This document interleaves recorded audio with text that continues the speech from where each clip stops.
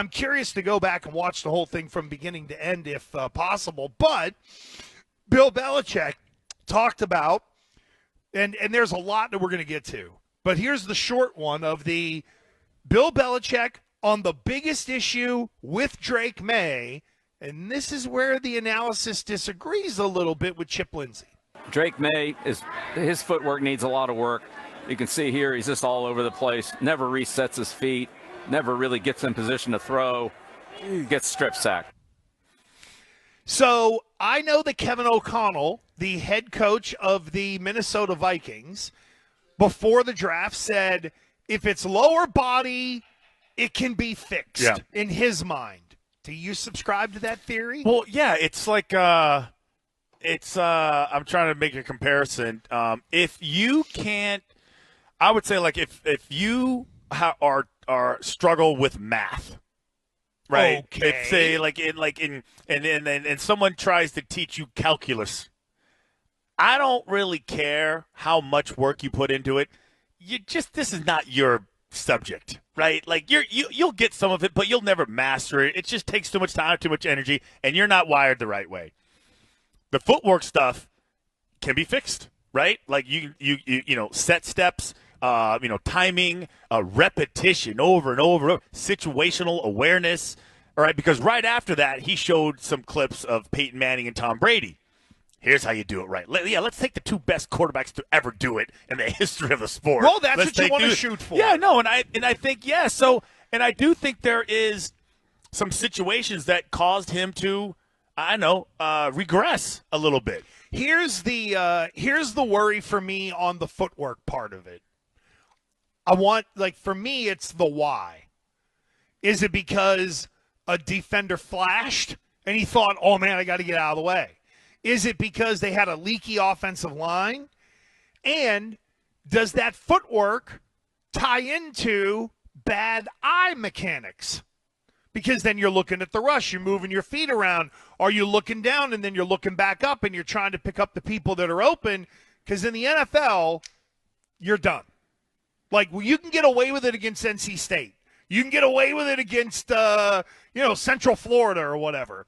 You're not going to get away with that in the NFL. So are some of the lower body issues and the footwork that Belichick mentioned, does it lead to bad eye discipline?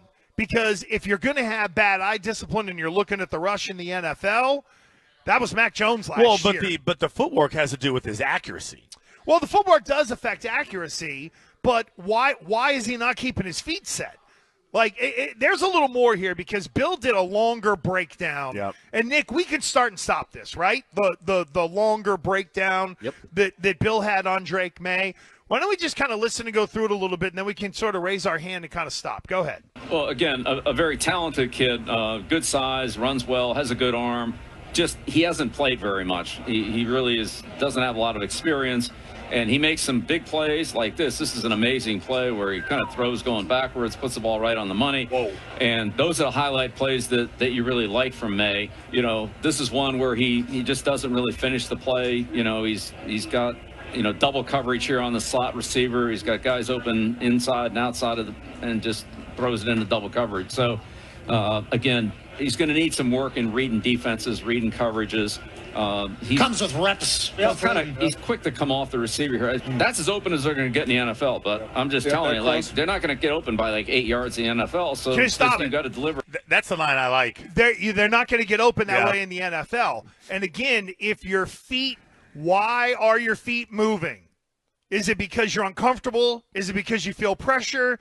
Is it because you see something? And then, because I saw that highlight of the whole, there was probably 2 yards of separation on that play that Bill said. And why didn't he throw it? And then the whole, that's about the kind of separation you're going to get in the NFL. And that was from last year. That's right. Okay, where everything was, I think he regressed in a lot of different ways. You could still see that he had athleticism, but he wasn't even close to having the numbers that he had when he was a true sophomore. He was probably 19 years old. Yep. Because when Chip Lindsey got him, it was in in December of 2022.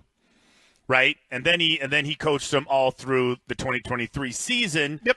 And it was just a different offense, some similarities, but still, that to me is so important because, hey, everything's quicker in the NFL. Everything's tougher. And I would tell this to quarterbacks when I would go into the huddle, throw the freaking ball. Well, throw the freaking ball. Why you just throw? Well, you're not open enough. I don't want it to get picked. This is what it looks like in the NFL. I'm glad you said that because of all the people that we talked to during the draft process, and even again, I'll go back to Charlie Weiss and people like that. It's the whole, what are you looking for? We talked to Kurt Warner about it and the whole accuracy and anticipation.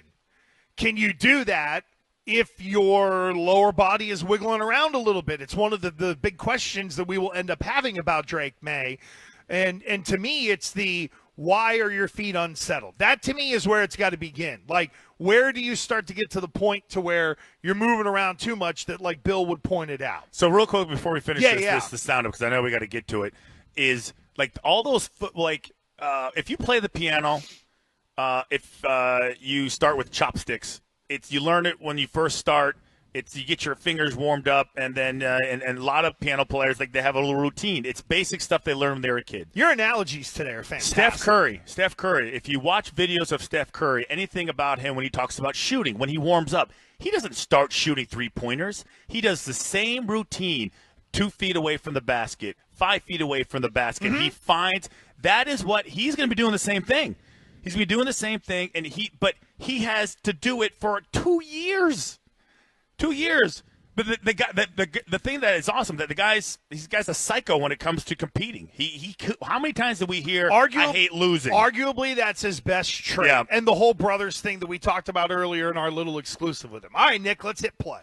They're not going to get open by 8 yards in the NFL, so just you got to deliver it in there. He's kind of quick to bail out of the pocket, and he's going to have to hang in there a little bit longer, I think, and find those receivers. This is a really good throw here he makes. This is the in cut here. He really drives the ball. That's a nice play. This is a kid that can make all the throws. He just needs to be more consistent. Here's Can we stop for a moment? Wow, he went to straight analyst. He went to straight. He can make all the throws. One of us. When have we heard that over the 23 years? It's the old indicator of boy. Oh, yeah, that's right. That was Bill's indicator of all these guys where it was, they got mechanical issues elsewhere. Well, but, they can make all the throws. That was the indicator of he can make all the throws, but there's a lot of other stuff to pick apart. That is funny because that would always be, hey, you're playing against fill in the blank for the quarterback that you're playing against, and sometimes it's a stud, sometimes it's a backup. Some guys it's a guy that doesn't belong, like a rookie, and he would always do the whole Wednesday, hey, he can make all the throws. There you go. Oh, no. That this stood guy, out to me. They don't like him. Keep going, Nick. This is a kid that can make all the throws. He just needs to be more consistent. Here's another one where he's, should just stay in the pocket. He doesn't have any pressure. Just stay in the pocket and, take his reads and scrambles out early. Then he throws the ball late and it almost gets it picked off. So transitioning from a college quarterback to a pro quarterback here is, he just needs some time and experience. Here's a late throw over here. Wiggins picks it off. Again, kind of open receivers down here. We gotta hit them. And again, kind of I'd say too quick to scramble and get out of the pocket. Of all the quarterbacks, he was the lowest rated in the pocket thrower. Stop. And whoa. Oof. Your thoughts? Out of all the quarterbacks that he broke down, he was the lowest rated. Okay. And do I get that right? Yeah. So I would again assume, and I don't think Bill's big board had all of the quarterbacks maybe as high. I'd have to look because we got it right here. Caleb Williams 1, Jaden Daniels 2, Drake Maye is his 5th ranked prospect. Okay, but to Christian's then JJ point, McCarthy 17, and that's the last one he ranked. All right, there you go. So he at least ranked 4 of them, and the one guy in the pocket. It's just an interesting notation from Bill. Go ahead. You can see right here, he can definitely do it. That's a good throw against cover 2 on that corner route behind the corner. Okay, so that's fine. Even when I'm listening to this, I wish this show was on 3 years ago, and he gave a true A breakdown of those five Mac guys. Jones. Yeah. I wish he gave a breakdown of Mac Jones. Okay. He also ranked Bo Nix 36, so I guess that would be your comp kind of to Mac Jones. Good accuracy Lord. and all that stuff. So what's really funny is, he didn't even have Penix in a top 40 or something? No, he ranked 42. Michael Penix was not in it. Wow. We'll get to the Falcons thing because that's unbelievable.